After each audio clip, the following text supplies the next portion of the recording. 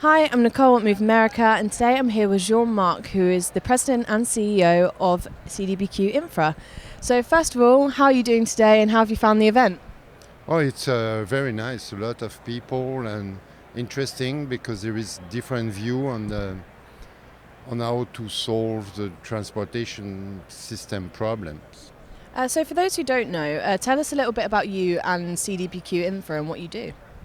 About me, start to be an old man. I've been in a major project in infrastructure for the last 40 years now. And I'm in charge of CDPQ Infra, which is a subsidiary of CDPQ, one of the biggest investment funds in Canada.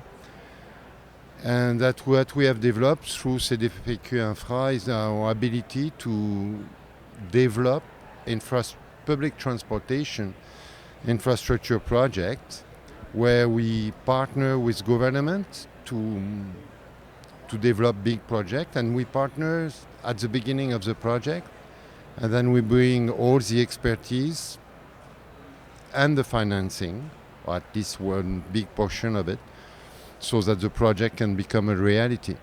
So tell us a little bit more about this project and like the business models that make this sustainable transport work. That really is a business model. What is difficult, what I did present today a little bit, but what is difficult for big public transit project, for government often, is to be able to have all the expertise that are required under one roof. So what we do is that we evaluate all the possibilities, the technologies, the different corridor, ridership, how people are moving around for a project. And then we define a reference project that we present and that we co-finance with the government, and then we implement it and develop it. Lovely. And you mentioned that you did talk earlier on realising public transit. So how did it go, first of all, and what did you talk about? It went well. I think people were interested. I think the main thing I was saying that I've never seen in my life a moment where